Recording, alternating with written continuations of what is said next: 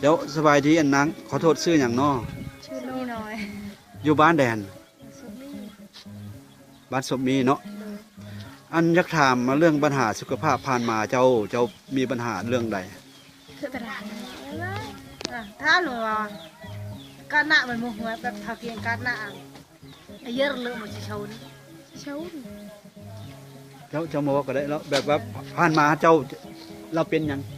เป็นเรื่องตะเกามันได้เป็นกระโตมันเมยสั่นนะสั่นชันเนี่ยกระโตมันได้เป็นเจอมันขึ้นอย่างเงี้ยน้องคือกระนอนไม่ได้ แบบว่าอันกระตูแบบเหลืองวะ เรื่อง เรื่อง ตากระเรื่อง หน้าตากระเหลืองแล้วก็ ตีนกระเรื่อง ตีนกระเหลือง แล้วหัวใจกระสั้น โดย แล้วตีนมือกระสั้น สั่นว่าไปกินข้าวกันไม่อิ่มแบบไม่เพียงพอแบบนี้ ทีนี้เข้าก็คือแบบบ่อิ่มเนาะ กินข้าวแบบไม่อิ่มเลยนะกินมีลาย เดี๋ยวจับมานี่นะโอเคอันเป็นระยะโดนปันใดประมาณจังใด เป็นการเป็นฮอตปีด้วยนะ เกือบฮอดปีเนาะ ฮอตปีนี่ก็ อัน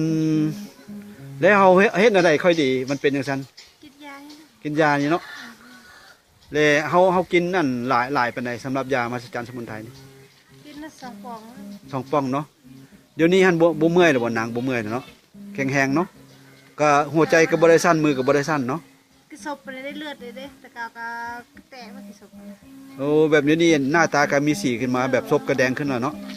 ขึ้นเลย อืม แต่กินศพเป็นกาแต่เรื่องโอ้จะตรีมือลึกมือกาเรื่อง อืม ค่ากินยาที่กันได้สีได้เลือดได้เลย อืมกินข้าวได้เป็นจังไดกินข้าวแซ่บบ่ข้าวแซ่บนอน นอนกันนอนข้างกันนอน นอนม่วนเนาะ นอนจนหอบปกก็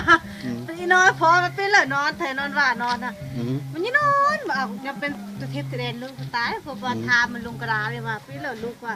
หน้าตามันขึ้นมันมีกันนอกกับนอนจนย่านเป็นตัวเทปตัวเดนนะ เดี๋ยวนี้ก็โซใสขึ้นมาแล้วเนาะปานอันคนปกติเนาะโอเคเอาขอบใจ